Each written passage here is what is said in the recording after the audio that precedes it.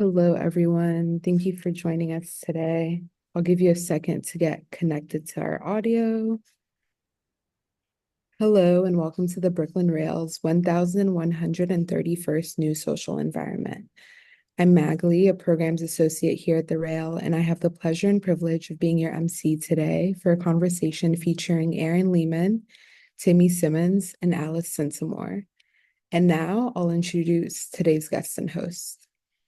Aaron Lehman is an artist and designer living in Maine.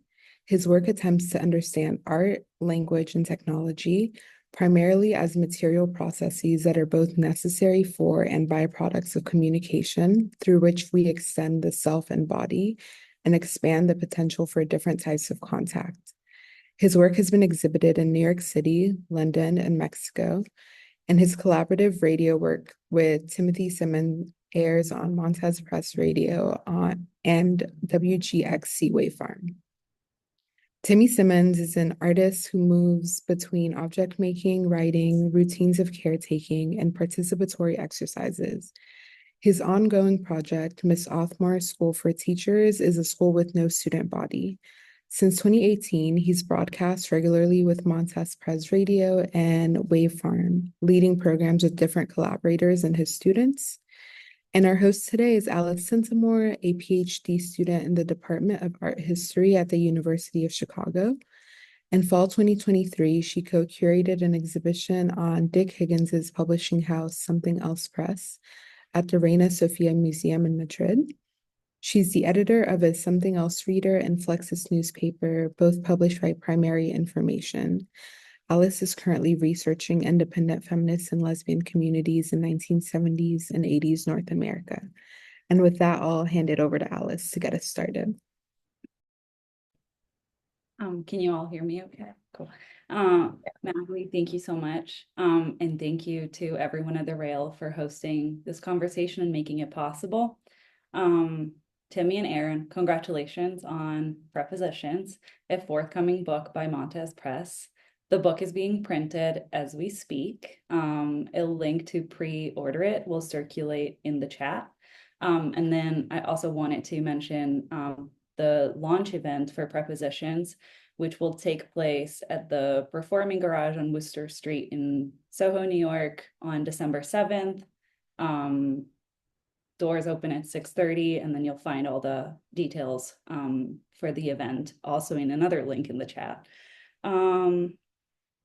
I'm so excited to discuss this incredible project with you today. And thank you for giving me the opportunity to be in conversation with you.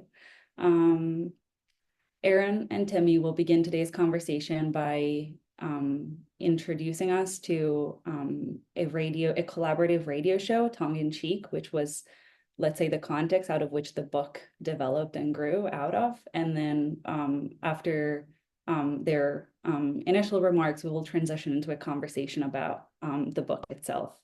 So with that, without further ado, Timmy and Aaron, you have the floor. Thanks, Alice. Thanks. Hey all. This is not unfamiliar to us that we can't see you all, at least at the moment. Oh, I guess I can actually up at the top. But I say that actually mostly I was just thinking about it because this book project that we're going to talk about really comes from a radio project, and that's what we're going to start with. We're going to sort of explain a little bit the part of some of our beliefs that came out of thinking about radio and doing certain things on radio, and then describe a little bit how the book came from that and what the elements of the book are, like Alice said. I guess also just to say before that there's many different ways that we've talked about the book. We've called it, a workbook that sometimes, and then disagreed with that. And we've called it a catalog of a radio project at sometimes, and we've disagreed with that. We've just sort of called it like a compendium of essays and things like that, and sort of disagree with that. So it is a kind of shape-shifting thing. So it might be a little bit. Hopefully, this will give like some sense to rounding off what the project is. But I'm going to share my screen, and Aaron and I will just sort of bounce back and forth let's see.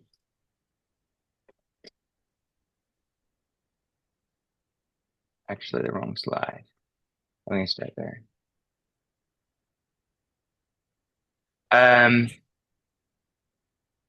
So I don't know if we have to say anything good about this. I think it's just a great image.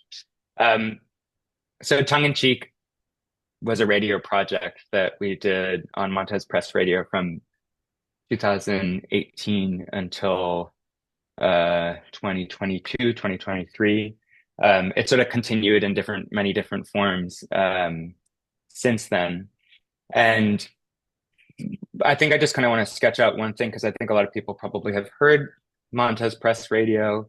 To me, what's really important about it in the beginning of the project, it's starting also in 2018, was that it's an offshoot of a press, Montez Press, which is a sort of like artist-run press that started, I think, actually in Hamburg with a group of artists as a final sort of thesis project, as far as I understand. And Montez Press then would do these sort of summer projects, like, for example, rewriting Ulysses with a bunch of different authors. And that one of the summer projects was this idea of doing a sort of pirate radio station. I'm just trying to figure out how to change the slide. Let's see if I can figure out how to do that. Was a very, very rudimentary, simple pirate radio station that had an antenna that stuck out the second floor space where it still is at Matthew Gallery. But it really it's almost like it was a summer fling that lasted forever. It was one summer, Aaron, myself, and Emma McCormick Goodhart had the show Tongue in Cheek that we did 4 times over a week. And then as Montez became sort of infectious to the larger community of our friends and others that really were striving to have something like this stick around, and Montez started to be more regular, we also started to have our show be more regular. I'll just say, like, and then Aaron, I want to pass it to you for a second. At the very beginning of the show, when actually Stacy Skolnick, who's a wonderful writer, who also has a book that just came out with Montez, and Tom LaPrade, who's an artist and a collaborator of Aaron's also, when they asked us or actually initially asked me if I'd like to do something, I then turned to Aaron and Emma, 2 people that I knew had been thinking with me around certain things together. And I asked them, I was like, look, this was sort of like the initial pitch of the program.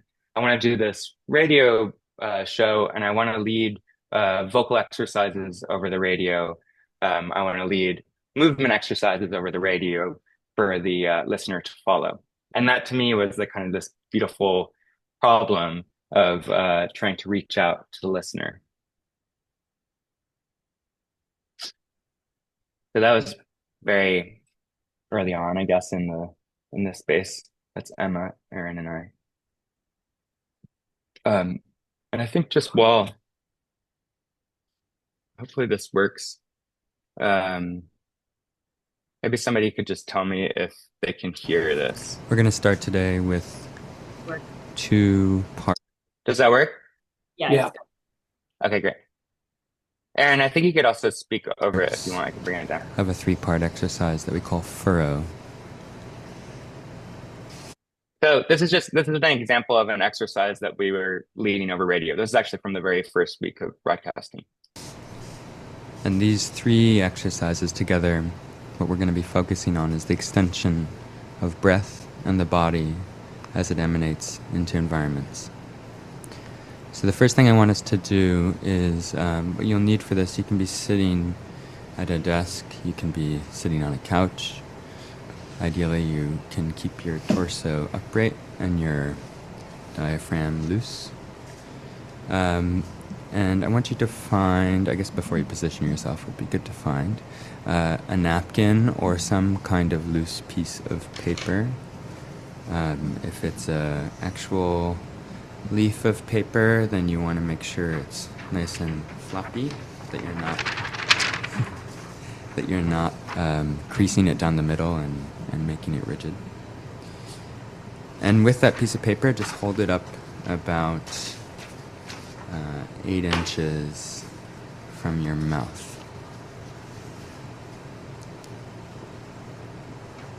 And this first part, we're going to be focusing on the power of our breath and the power of our voiceless voice. So just what you're going to first do is a sound, and elongating that. So kind of WH.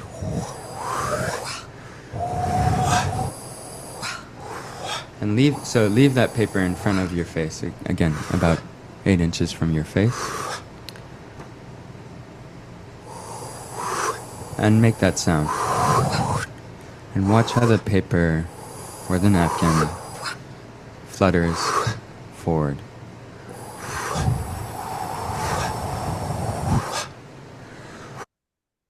So that's just like a very small clip of like one of the first exercises that we did. I think I want to be clear that like I have no training in voice. I have very little to no training in like movement and dance. But what we started to find, I think, through thinking through kind of where in the world exercises show up, first of all, like as a medium in some ways. And also through kind of inventing our own exercises, we start to think about sort of language and communication much more broadly than you might think of when you first encounter the idea of a vocal exercise. So it kind of pushed us to the edges of thinking about communication. Yeah. And I think that sort of on that broader focus on what our thinking was as we went into this, I think for me, I thought a lot about how language is based on a kind of impossible premise. It's a contradiction that we think of it as this two-way, something that functions in two directions, that we express and that it gets conveyed to a person, they understand, and then they react, and then repeat the process with us. But I think that's also, I mean, that's impossible. It's impossible to know that what you've expressed is, understood and received by a receiver, and that, you have no idea of knowing if the words you're deploying are, even referencing a shared meaning. You have no idea if there is a mind behind the eyes. But at the same time, language functions. It's impossible for it to actually be this perfect bridge between two parties, and yet it works and it functions. And radio, I think, functions very similarly. But we think of radio very firmly as this one-directional thing, that there is only a broadcaster and then receivers, and there is no, travel back. There's no reaction or response that goes back to the broadcaster. And I think the question was, it's like, well, if language has these same failings, if it's something where, that's broken, that, where there is never a sort of provable, certain connection and reaction between two parties, but we still view it as something bidirectional and functional. Why can't we think of radio that way? Like, what is it that makes language work in that sense, and how can we apply that to radio? And I think for Tim and me, there's this.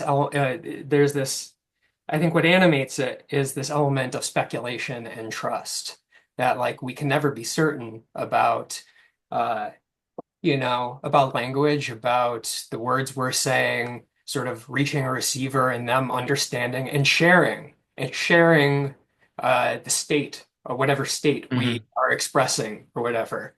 But we view it as working, and so we were hoping to sort of, through these vocal exercises and eventually through many other ways, to try and animate radio into this into also a two-directional thing. And if language can be animated by this sort of bridge of belief and speculation about the receiver and about them sharing and about them reacting, it's like, how do we bring that to radio? And so I think a lot of the vocal exercises were meant to always address the listener as though they are present in the room with us, and never and it's sort of never explaining ourselves too much, but just sort of treating the listener as though they are a present party, and also believing that they are there, that they are listening, and that they are acting along with us, and expecting them to also believe that we can hear them, and to treat the radio like this two-directional thing in a real way, not in a make-believe way, but in the same way that language becomes a two-directional thing. Does that make sense, Tim? Yeah, I think that does, and it makes me think about this particular episode that was called Valve Lash, where we put our mic cables out the window of Montez, which is on the second floor on Canal, and ran it down to Aaron's motorcycle. And I mean, like Aaron was just saying, thinking about language through the lens of radio, or radio through the lens of language and communication, however you want to think about it, we start to think about other forms of speculation or like diagnosis when you like put something like a stethoscope up to somebody's heart and you're like listening in on somebody. So empathy in a larger sense became kind of part of our vocabulary. I'm just going to play a clip from this, because I think it's a really beautiful thing. You might have to turn up your audio. It's a healthy sounding amount of fluid. But it's sort of interesting to think about that these very cold, hard machines are somewhat similar to us. They're full of sloshy fluid, it squishes, it's moist, soft, viscous. Okay.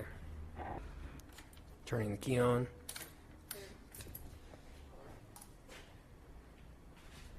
Turning the gas on. And I'm going to press the starter button.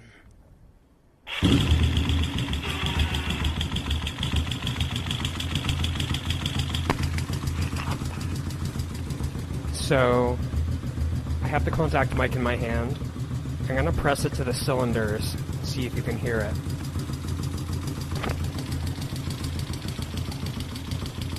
It's almost like a rattle.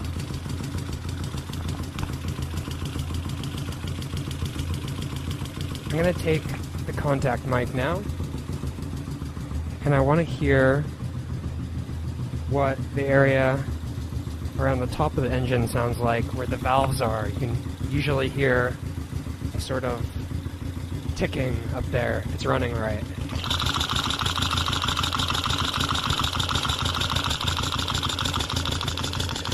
There are little arms that are pressing the valves up and down, hitting them. It's called valve lash.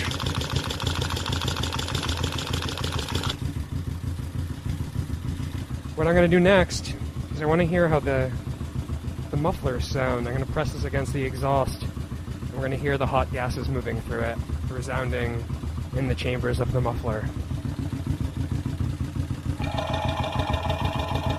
It's almost like using a stethoscope. I'm moving it up the length of the exhaust, from the back of the motorcycle up to the front.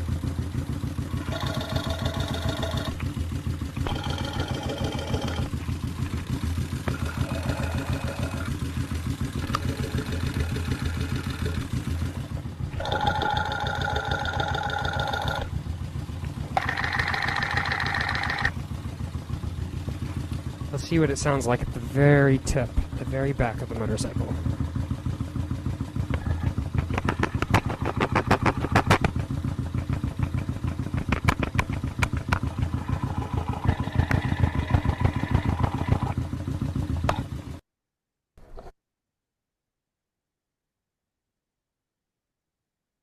So um, we were broadcasting motorcycles and fish.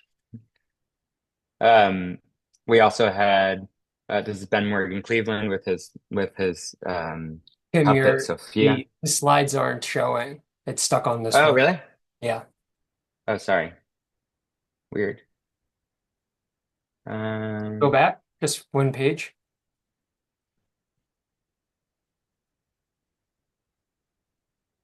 My screen sharing is paused. Hold on. Sorry. Maybe while you, Yeah, go ahead. Sorry. no, while you figure out the tech, maybe I want to offer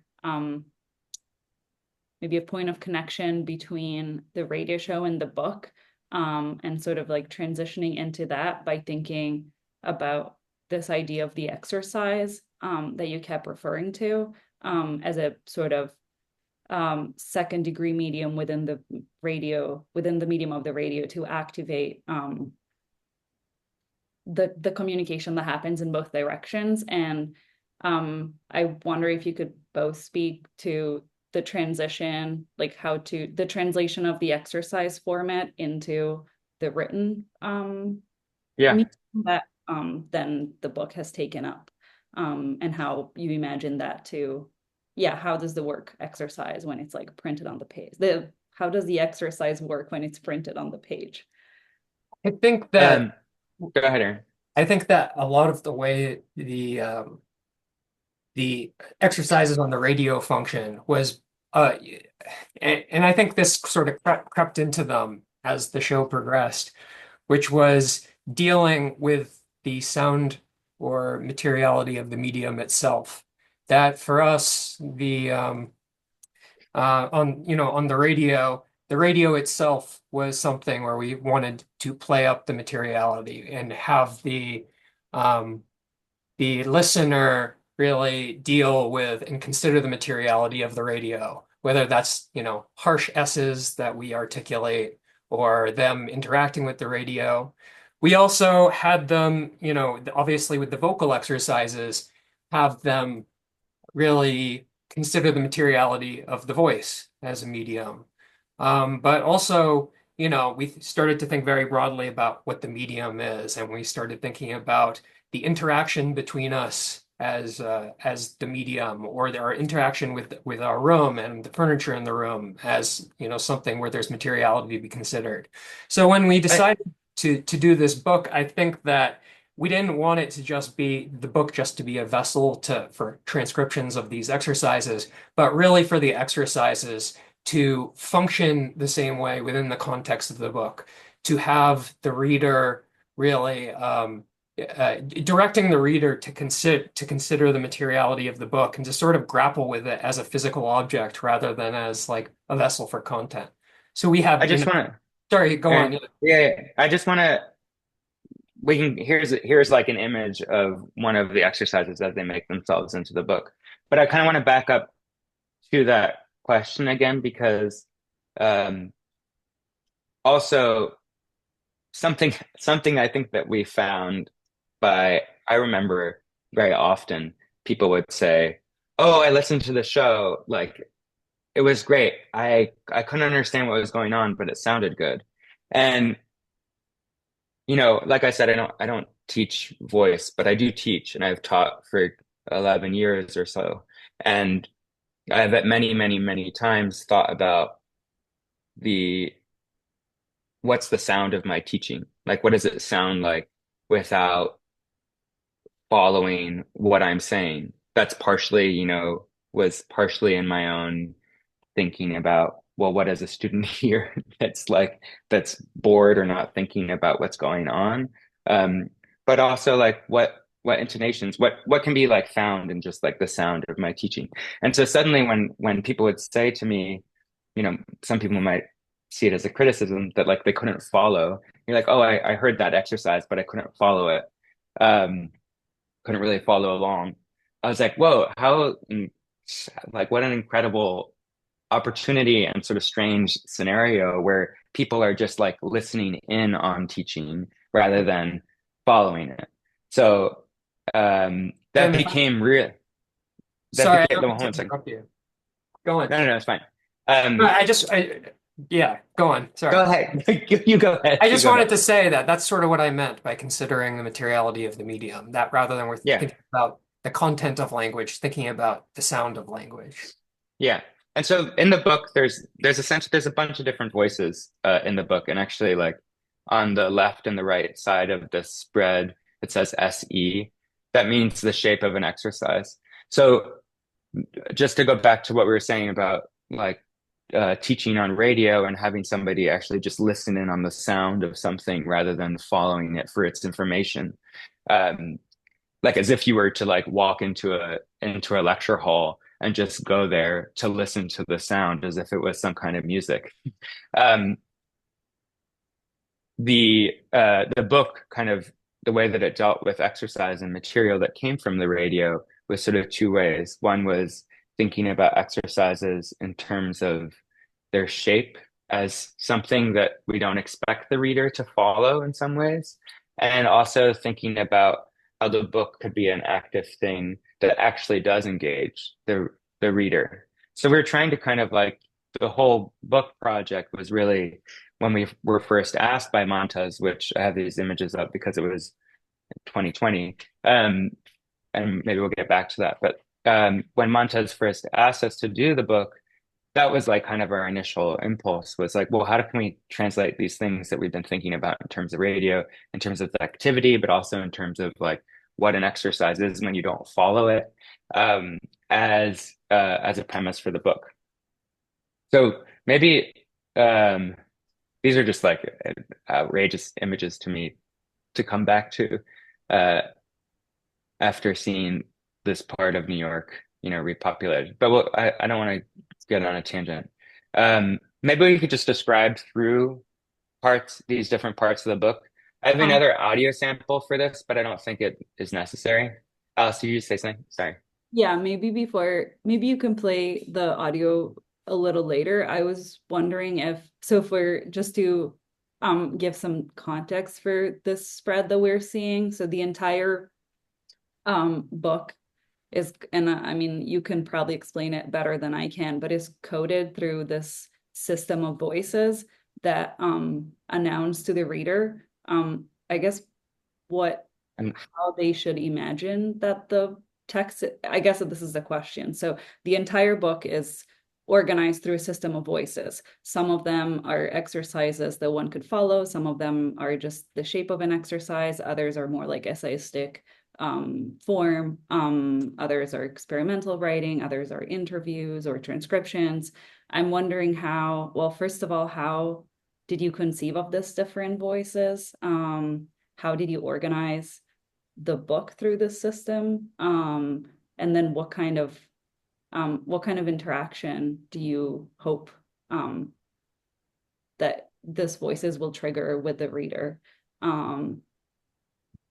Yeah, I mean, I think that part of what we were thinking about a lot as we were listening through, the radio itself was this sort of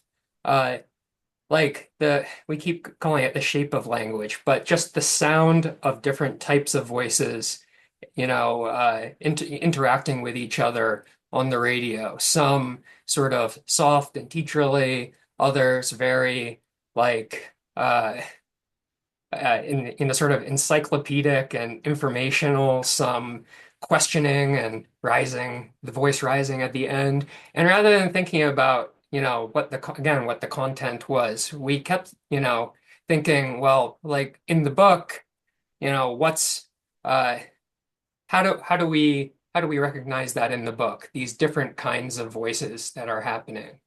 And how can we sort of play up the sort of sound or affect of how they address the reader or how they function. And we sort of started to organize them by giving them these names about, like what they were doing or sort of how they sounded.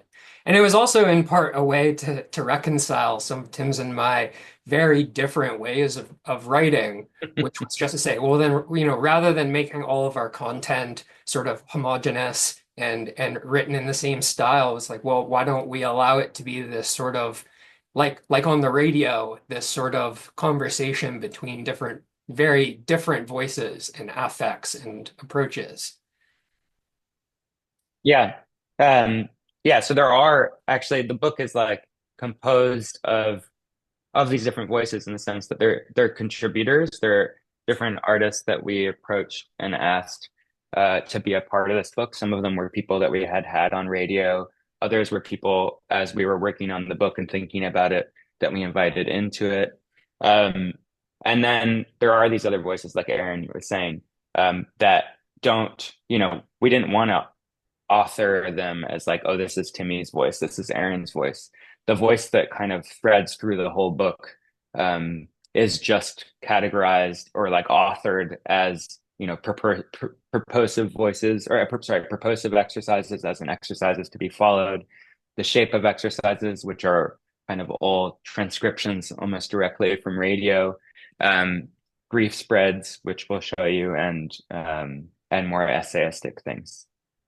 And just to expand on what we have called the shape of exercise, this sort of dichotomy between exercises is, like what we were saying about, some of the exercises on the radio, really trying to have the listener focus on the materiality of a medium, whether that's the voice or the radio itself. These shape of exercises are not, it's not about the content. It's not about actually following them. It's not about, arriving at a goal. It's about considering, well, what is the, the sound and affect and pacing, etc. of an exercise? What is it on a material level? What is it, on a level of affect?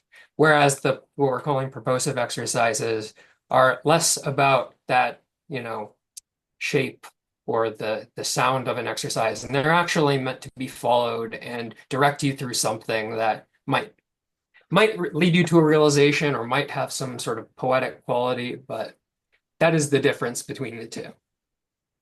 So I want to maybe it would just help for us to like walk through some of the different kinds of material, just say like what they are. As a very long explanation of or response to what Alice asked. So there are these exercises that are transcribed. They're literally taking the audio of an exercise on radio and trying to find a form in writing that seems to embody it in some way. And while I was doing these, besides the pain of listening to my own voice or our own voices, I started to like just have these kind of questions about what the sound of this voice was. And so for each of, I'm not going to play the audio. So at the end of each of these transcriptions, the ones that are like transcribed directly from radio, there's this little set of questions that come up, and these change throughout the book. They're kind of like questions that I arrived at each time I transcribe something. Teaching voice and narrative. What is a teaching voice? What does it do? Is it something that leads or follows?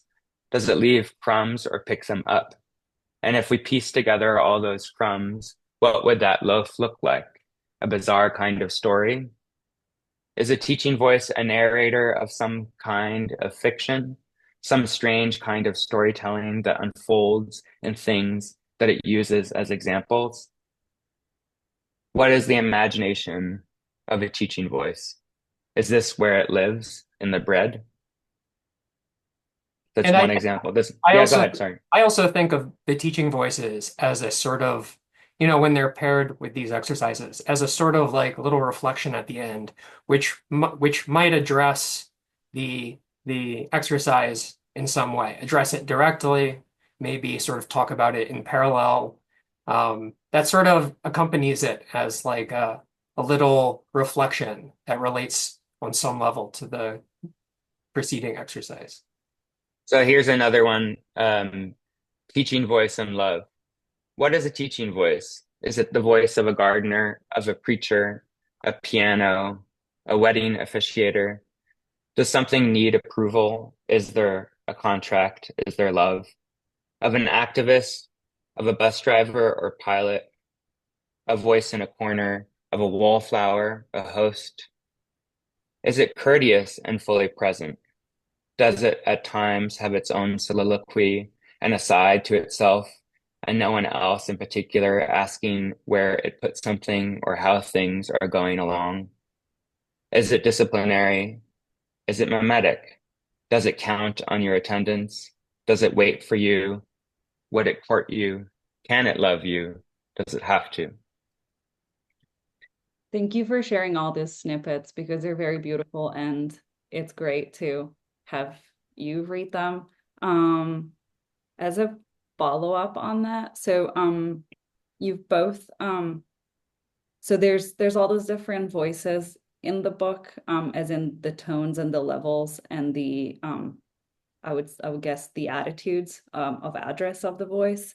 And then there's also voices from your collaborators and people who you either invited on the radio show or simply were collaborating with. And so I think that alongside the medium of the voice, another kind of medium that I felt very physically present in this book is if we can call it that, the medium of collectivity or maybe friendship. That ties everything together. And I was wondering, well, how is it to write a book at multiple hands and with welcoming a myriad of voices in its pages? I think there's this one word we use a lot, which is conviviality. But the way we use it, I think, isn't in the sense that it's normally meant, like, of I don't know, like joyful gregariousness, but more of like just literally the sense of of existing together. I don't know. I just like I think that's sort of the meaning that Tim and I decided that it would have for us. Um, and I think that um, I think that I don't know. I don't know how to articulate this well, but that there is, we I think we were worried that having such different voices would clash or collide, but as we started to organize it together, and put them into this sort of shared existence, we just started to find these endless possibilities for the ways that the voices relate or can relate, without actually, sort of trying to tailor one to the other. And I think we tried to have that match our idea of of socialization, of a sense of conversation, of a sense of conviviality, of a sense of a group of people in a room broadcasting on the radio, not necessarily understanding each other or capable of understanding each other or talking in the same way or at the same time, but some meaning arising from that nonetheless.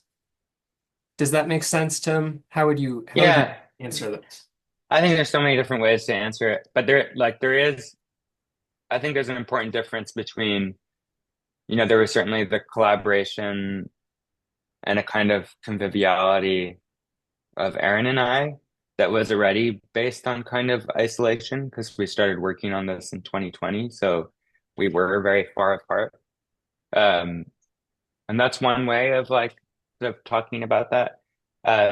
And then there's other ways. I was gonna like my first word that came to my mind was like, and I'm happy that Aaron talked about conviviality, not just in like a positive sense. It's like it's just frustration because it's like this thing was for nobody knew what our book was. I mean, we still just call it like the book. We just don't even use the title as much as probably we should. But it it was interesting to try to like bring together people along a sort of spirit of a set of beliefs rather than and a kind of home for their thinking rather than it being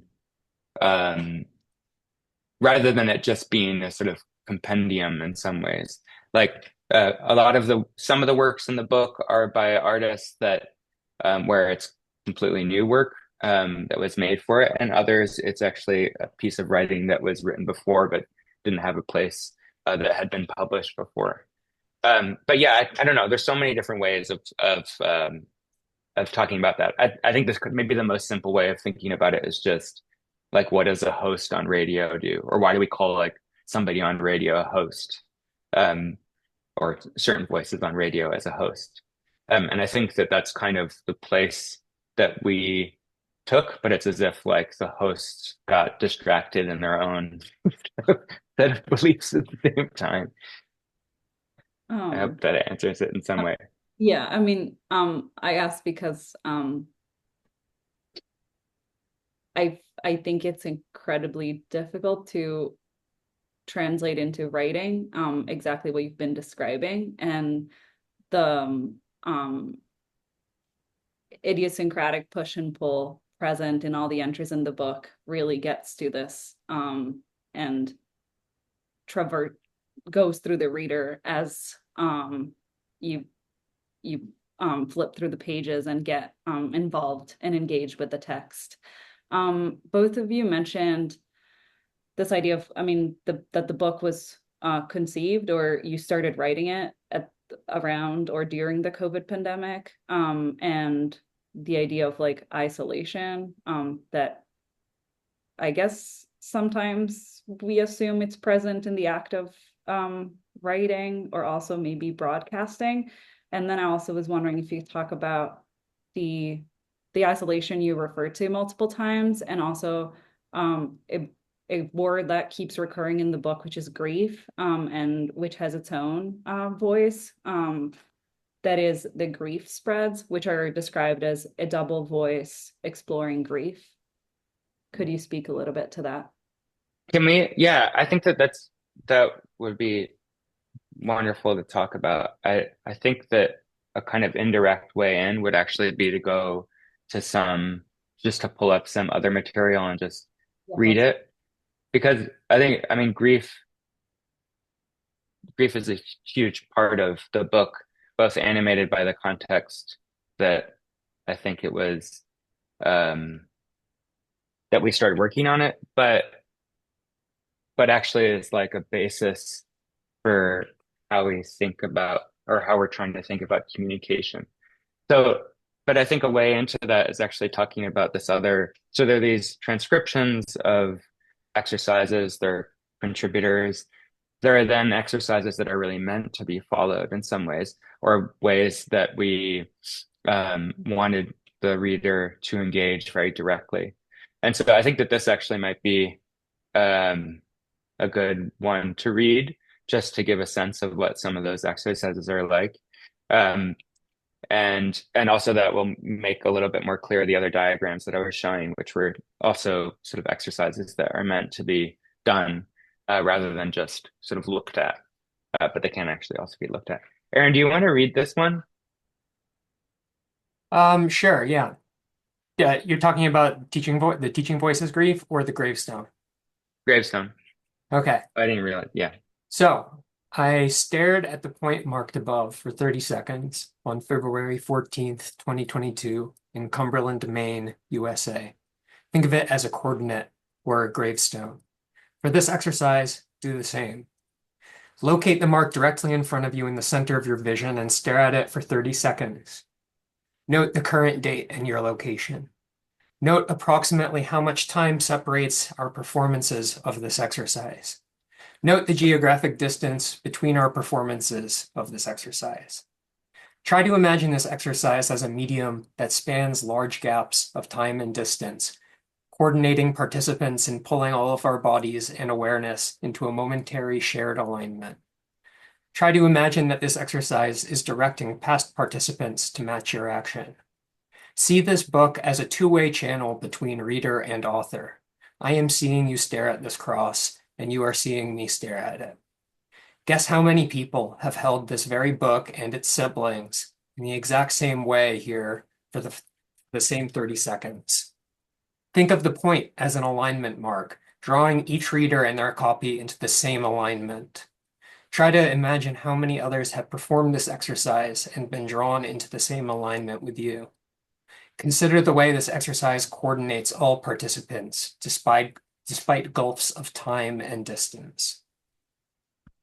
And do you want to talk a little bit? We can bounce back and forth of like thinking about this and grief for ways that we were thinking about like the distance between us and the reader. Yeah, I mean, so I think that grief might not seem like it has much to do with language, but in all this talk about how language is this broken thing that, you know, cannot possibly connect us on some level of experience. It can't actually make us share experiences. We can't know if somebody is there receiving and understanding, nor can they know that about us when they react. And yet it works nonetheless. And I think, grief is also this sense of a broken thing. In the context of losing a person, it's this idea that when we were with this person, there was this, that we were one with them, that there was this level of possession and shared experience. And then some calamity happens, and now there's a gulf between you two.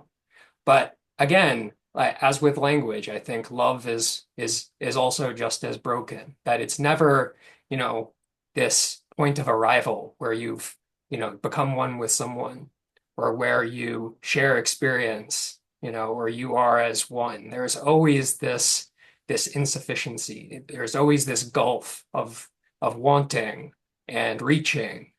And in that sense, I think love is almost indistinguishable from grief. They just sort of are two different sides of the same thing. They are both this, you know, they are both a mourning that you cannot be close enough to someone. And so we kept talking about grief in parallel with language and radio and books, because I think it's not to say that love is insufficient or doesn't work, just because it can't connect us to other people. But it's more to say that grief is just as much a connection to a person. It is just as real a connection as love is. And so we talk about grief next to the book and radio and language, because all of those things cross, they are broken, but they cross this impossible gulf. So I think sort of putting them into alignment like that was a way of talking about many different experiences of connection through I phrase that right. Talking about, many different types of connection through different experiences, like grief, like reading, like broadcasting, like speaking. Does that make sense, Tim? Is that Yeah, it's great. Alice, did that sort of answer in some direction? I mean, we were Yeah. thinking about grief on many different ways, both in, yeah. What you said, Aaron, about love and grief and sort of being possibly two sides of the same coin, and this um, gap that is always present in all its forms and articulation, which also then is very similar, the gap of receiving language or of reading, and then thinking about, so what does the exercise of listening, what does the exercise of reading produce in terms of affects and in terms of relationships and loss. Yeah. Getting towards the end of our time, but I have a very but it's possibly and seemingly a banal question. And also, since you said that you don't like to that you don't refer to the book by its title, I wanted to ask about the title, Prepositions. And also, and if you connect it to one of the, I guess, earliest entries in the books, which is called Medium as Preposition. And I was wondering if you could, well, tell us about that. And also maybe why the teddy bear on the cover? And the teddy bear also comes back throughout the book. But yeah, thank you. Well, but both of those are like very entwined to us, I think, with both prepositions and this teddy bear. I mean, at some point we actually say like a preposition is a teddy bear. Um, like prepositions are things that like set things in time or space, right? Like to, towards, through, around. Well, Um, I think it might be yeah. helpful to sort of contextualize what a teddy bear is and does, which is this idea that like when you're an infant and you're uh, the people that you rely on are not present, you sort of use these objects that I think it's like I think I call it transitional objects, which is like that, like a teddy bear or a blanket that the child sort of like grabs onto them as a replacement for the absence of the parent or caregiver or whatever. And That, to oh, sorry, go on. just like, and to bring that like back to the grief, the question about grief, um, for other, and for many reasons, like personally and not, we started to think about grief as something that doesn't have to do with death, right? It has to do with, you can grieve a continued life, right? But you can also like that we start to realize, I start to think about how teaching involved grief in a certain way, and that there was a kind of grief of an inability to, be in this like total unity with somebody even, right? It's yeah, And it's just so, it's just mourning. I would say it's just mourning the gulf of that mhm. is between you and other people. It's mourning your separateness, which doesn't have to involve death, but just a gap between you two. Whether that means your mom being in the other room or at work when you're an infant, or the insufficiency in love, like this failure to be truly one with a person, this gulf that is always present in these things and language and radio and mourning though that you know when you broadcast on radio, maybe you can think of it as a sort is a mourning of the gulf between you and another person. Same with language. And sort of, I think the way we deal with grief in this book is sort of expanding our idea of grief. Well, like, how can all forms of communication be thought of as grieving the gap between you and others? Tim, I'm sorry, Yeah. what were you saying? No, no, no. I think that's great. I mean, prepositions to us are that. They're just about like the separation between things, and really like to think about. I mean, who would write a book about prepositions unless they were a linguist? But um, in some ways, everything in the book is really about the relationship between things, Yeah, rather than some kind of thing on either side having any meaning. yeah, I think That's that's like to go back to like the teaching thing is like I and it sort of like emerges in the book and reflections on teaching, but um I sort of think like, well, is it possible to have teaching without learning? Um is it possible to like to for there yeah, for that not to be a bad thing, to get rid of learning entirely? Yeah, and I think that the reason that we homed in on prepositions themselves is that they are the form of language that draws subject and object into some kind of relationship, that it describes the relationship. It doesn't literally connect them, it doesn't collapse them into one being or word, but it describes their shared existence, describes their conviviality, it describes the nature of the gulf between them.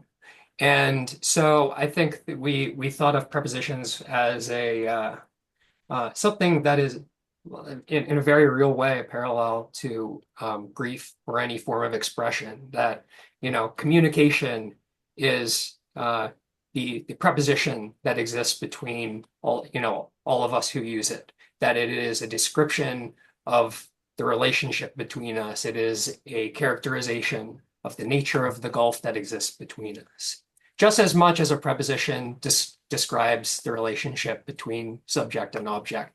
And I think that rather than orienting language around subject and object, which is, I think, what we do, I think we think of subjects and objects as the kings of language, that those are, you know, the most relevant parts of language, the most information packed. But for us, I think that prepositions are the most information packed because they actually put all these things into relationship.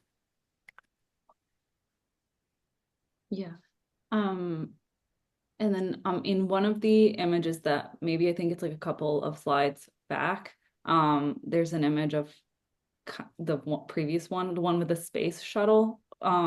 There's all this, so within the voices and within the collectivity present in the book, there's all this like sub-levels of text and images that seem to form alternative forms of narrative within the multitude of the book. So there's a recurring deer that keeps coming up.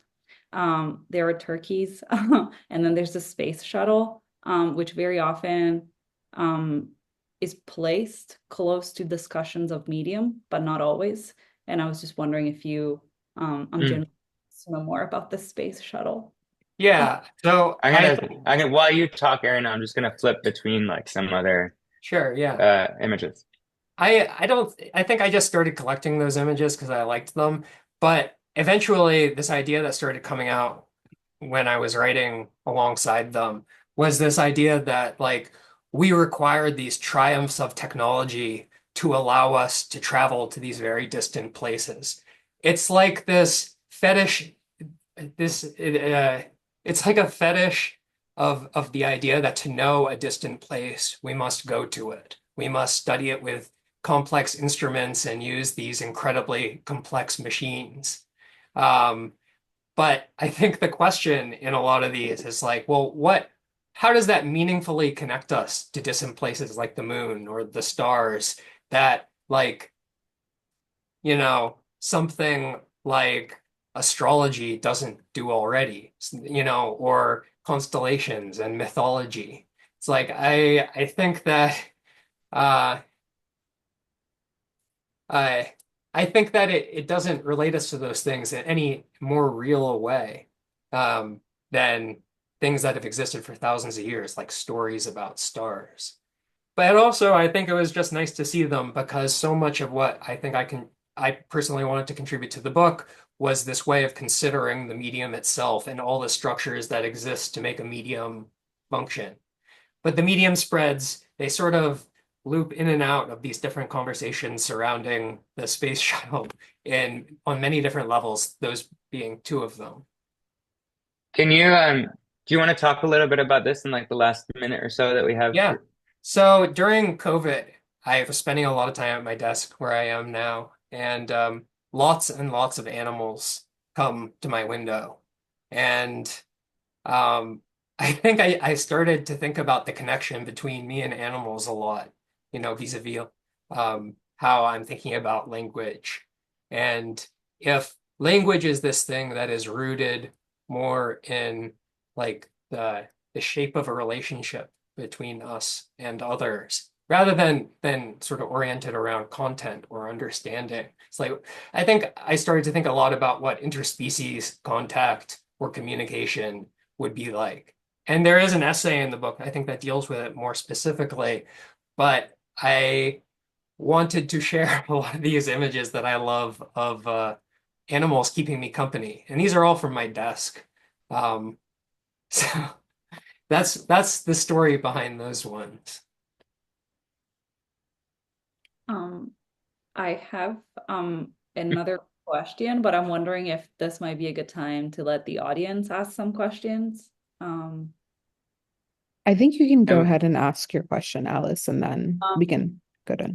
Thank you. So this is, I guess, more for Timmy, because you've mentioned it multiple times, this idea of the teaching voice and the lifelong teacher. And I was wondering if you could talk more about the relationship between, or like what, I mean, first of all, this teaching voice, and then maybe possibly the role that pedagogy plays in the book and then in your work, if you want to share.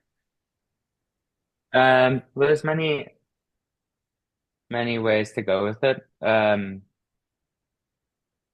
mean, it was such a interesting revelation to me that I like found some of the, I mean, it's been quite constant for me that like I would find something that I was thinking about in my work, about care or about like the relationship between certain objects, and that I would discover it not in the material that I was teaching at all. I mean, I don't really like go by this sort of idea that like you like learn by teaching, although that's true. You do learn a lot, enormous amount. Um, but that's like less what's interesting me. But I do like I learned so much from the act itself of teaching, or found something in the like act or relationships that teaching has, that totally shifted everything. And one of those things really is this idea that like what is teaching just as a sound without information. Um, but I guess there's a phrase um, that you mentioned, which is like a lifelong teacher, which is just sort of like a kind of joke for me, but is a like helpful tangent in some ways in my head of like socially, I think we're culturally we're really conditioned to think and of course idealize education in certain ways, but to idealize education as um, in the process of being a student and a learner. And we have this phrase of being like, I want to be a student of the world, or I want to be a learner my whole life, and in a very um, clear way to me, that's like an individualistic idea. It has to do with access, has to do with possession, has to do with like knowledge as a sort of concrete, possessible thing.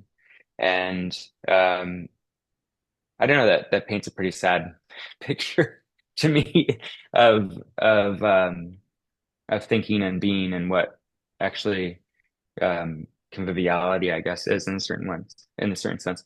And so I started to think of, well, why don't we like what is implied if we say like we wanted to be a teacher our whole life, or like everybody just entered school only being a teacher or already being a teacher. Like, what would that mean if nobody had anything to teach? There was no learning. There were no students, and we were just all teachers.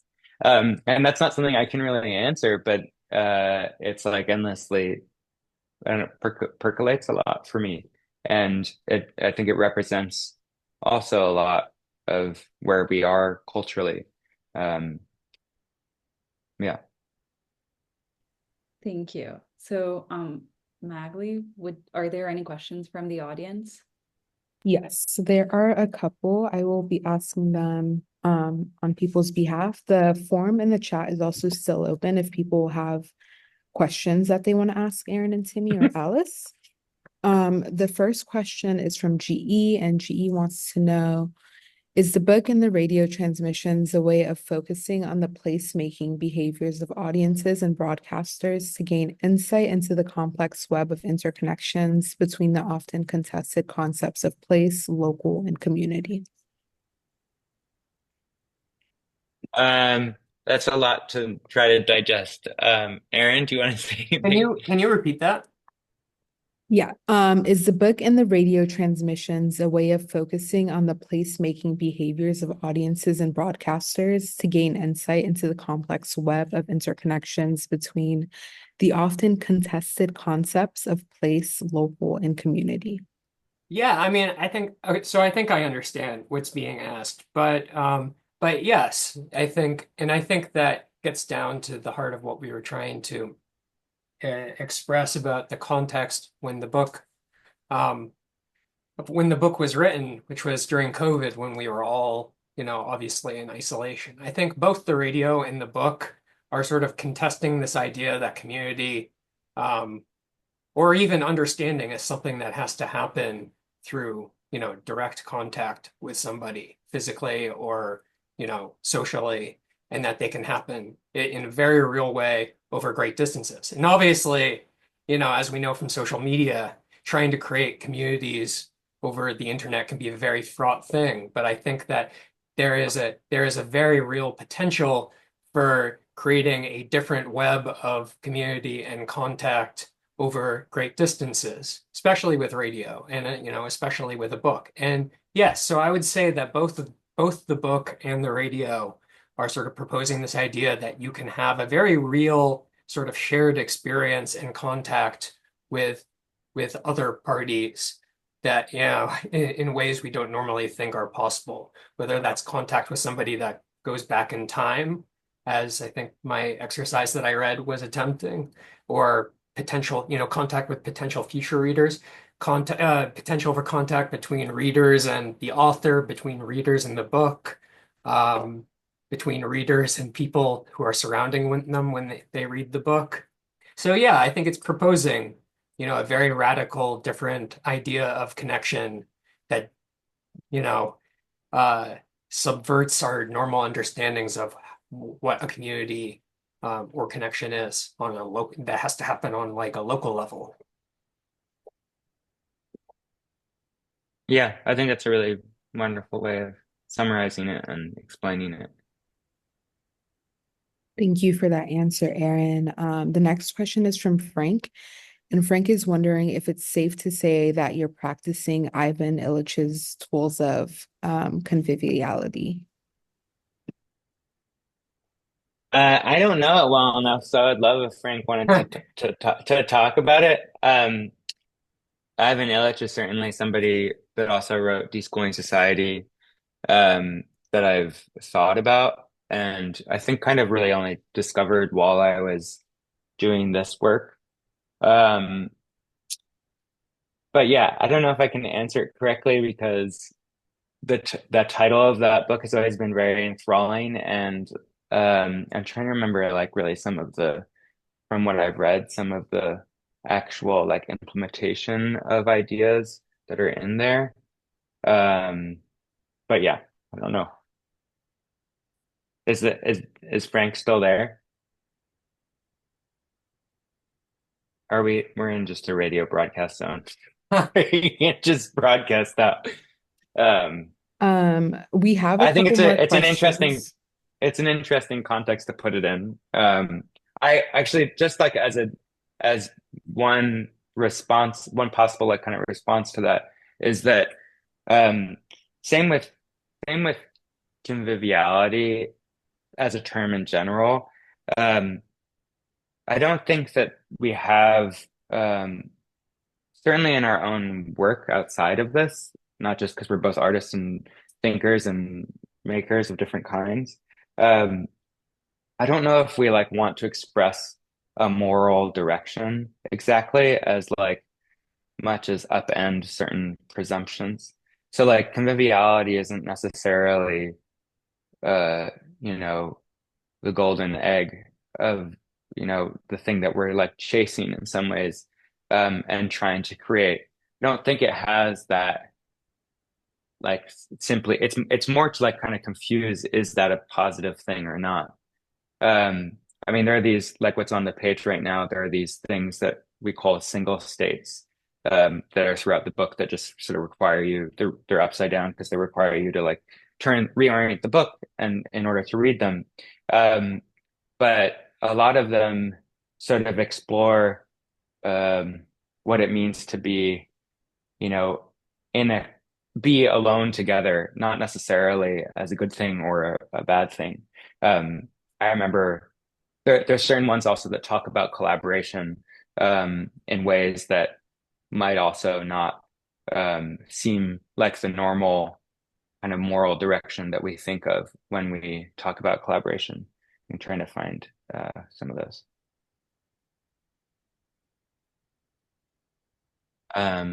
Hopefully that answers it a little more.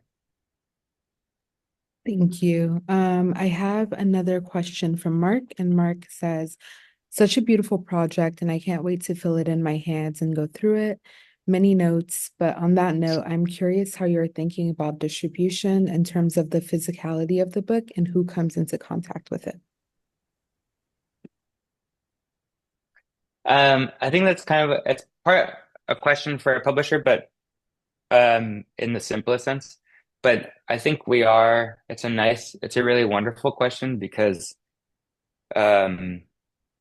I don't want it to just sort of like circulate in bookshops, but for it to be something that's a little bit more active. Um, it's not like these pages are not perforated. I hope that like, to tear out and like bring somewhere else, but I do hope that like people would fill them out. I think certainly part of our thinking and hope would be that this, with the gravestone work or the gravestone exercise, or there's another exercise in the book that says to push your fingernail into the page of paper and leave a trace of you having read it. That I think we both kind of imagine like the Strand, $10 or less stands or like $5 or less books outside that like hopefully somebody else would pick this up and it would be partially filled out in the same way that like you might pick up an exercise book or like an SAT prep book at Strand and it would be partially filled out. That's one certainly like one thread of like distribution that I think is very exciting to us. But also, yeah, I also hope it to be in other places besides that, like maybe sort of activating it with people as with groups photocopying from it, things like that. Thank you for that answer, Timmy. And then the last question is from Jeremy. Jeremy wants to know if there was an intention to keep the printed pages monochrome, reminiscent to Silver Point. Aaron, Well, do you want to take? Yeah, go ahead. we had hoped for color, but it ended up falling outside our budget. So we ended up sort of coming up with a creative solution with our designers, where the gray you see is actually sort of a semi-reflective silver gray ink. And we liked this idea of something that's supposed to be color, reflecting its environment somewhat. Hard to say how reflective it will be, but we felt that would probably be the next best solution. There's also a really wonderful piece we have in the book by Joseph Grigley that's about fly fishing lures, and these fly fishing lures, they often employ lots of little, glittery or reflective or colorful bits, sort of, to lure the fish. That those are, that they sort of lure you in. And I think we liked this idea of, some of the images imitating the lures on some level, like having a little bit of a shimmery, spectacle to them. But Tim, do you want to talk more to that?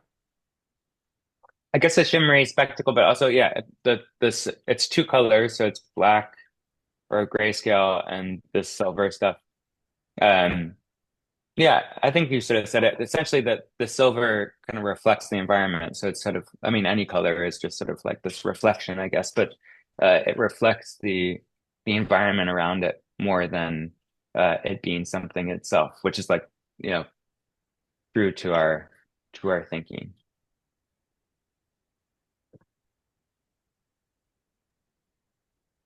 Thank you all so much. That was the last question.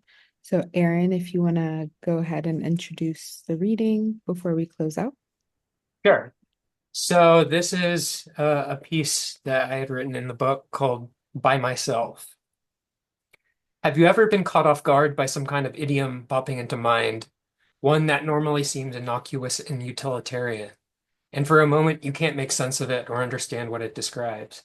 Suddenly, you can't see what it's trying to enact spatially or physically. I was thinking about the preposition by myself. When you're by yourself, where are you in relation to yourself? Are you within yourself, or are you by yourself? The by makes it sound like the phrase is struggling to locate you somewhere in the loose vicinity of yourself, but not exactly in or on it. So where are you when you're by yourself? Are you around yourself, nearby yourself, through yourself, a product of yourself? When you're by yourself, which of you gets to be by the self? And which of you is the self that has kept company? There are many arrangements by can describe. Is it by like near? Or is it by like via? Is it by like authored by? Or by like passing by? Is it by like by you like a 5-minute walk away? Or is it by you like only one state over? Or is it by you like the adjacent stars in a constellation? A preposition like by can describe the physical terms of a relationship. When you're by something, the distance between you and it might be imperceptibly small, or it might be a walking distance, or a drive, or practically out of reach, but still close enough. Like the way our solar system is by another star. What is that physical scale and distance in the phrase by myself? But by also tries to describe relationships in time, and not very clearly. You can be by yourself for a moment, or by yourself forever. When you're by yourself, how long are you by yourself? When do you start being by yourself, and when does it stop? How could you not be by yourself? I'm trying to see how we actually attempt to locate and see the self in blunt spatial terms, challenged by something as simple as the phrase by myself. I'm trying to get on top of myself, or next to it, looking in, or perpendicular to it and looking outwards. I'm traveling alongside myself in parallel, but never intersecting. Maybe I'm meandering in some playful choreography of myself, like an imagined dance partner, or traveling somewhere by way of myself to some other place, using myself like a slingshot, or I am simply alone. When you're by yourself, are you actually alone? Or maybe this expression of isolation actually traces complex polyphonic compositions that require many participants. Maybe it splits you somehow, places you in some displaced relationship to yourself, and won't simply say that you are yourself. What is it saying? By myself is meant to describe isolation and atomization, but the longer you think about it, the more it makes the self diffuse, nebulous, divided, displaced, and somehow collective. Are you always by yourself? Can you stop being by yourself? If it ends, who or what was by you but is no longer there, and what happened to them? In whatever arrangement by myself is describing, how are you meant to experience or see yourself? When you see yourself, what part of you is doing the seeing? Who has the eyes and where are they? On the other side, what parts of you are being seen and what parts of you are being experienced? When you're alone for too long, cut off from other people, activities, and relationships that collectively help define your identity, how do you start to conceive of your own self differently? Where does it live and what parts make it up? What are its outer boundaries which separate it from everything else that is not you? How do you locate and see those boundaries? Another way of asking this, how are you by yourself in a busy city, and how are you by yourself in the woods? How do you decide where the edges of yourself are in these varying contexts? If you are disoriented by now, thinking too long and hard about what by myself means, I think this may be the point. It doesn't seem to describe anything in particular and doesn't originate or arrive anywhere. When you dig into this phrase, it only dismembers the self, cleaves it, turns it inside out, has it chase its own tail, and denies it any location, origin, or center. Sometimes we think looking at something in isolation makes it clearer and more pure in essence. But by myself only makes the idea of the self in isolation more unclear and more indeterminate. This is what I like about it. Try to see yourself being by yourself without visualizing your body. What of you is the self that is attended by this mysterious companion, and what of you is perceiving that self? How near are these parts, and how are they arranged in space? Wherever you are, notice your surroundings and be by yourself. Continue noticing your surroundings and be outside of yourself. With the same awareness of your surroundings, envelop them and include them in your awareness of yourself. Release them from yourself and return to being by yourself. Be inside yourself and shut yourself off from your surroundings.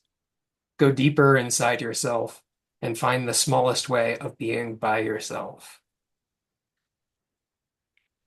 That's it. Thank you, Aaron. That Thank was you. Thank you, Aaron. That was so beautiful. Such a great way to close us out.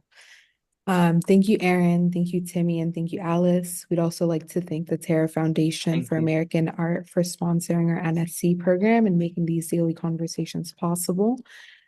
And for their support of our growing archive, which you can view on the Rails YouTube channel. The Rail has been free and independent for 24 years. A donation directly supports our writers, staff, and operations. Supporters our work through the link in the chat. And if you're free, join us tomorrow at 1 p.m. For a conversation with Mark Armijo McKnight and Ksenia M. Soboliva on the occasion of McKnight's exhibition Decreation at the Whitney Museum of Art. And as Israel tradition, you can now unmute and say hello and goodbye as you leave. Thank you all so much again. I can't wait to get the book. Thank you, Timmy and Aaron and Alice. Thank you. Thank you, Thank guys. you so much. Thank you. That was Thank you, amazing. Timmy. Thank you, Aaron. Thank you, Thank Alice. That much. reading at the end was so Thank you, beautiful. Timmy. Yeah, Aaron, I really liked the reading. That Thank was you, Alice. Thanks, Thank you Sara. very much. Bye, everybody.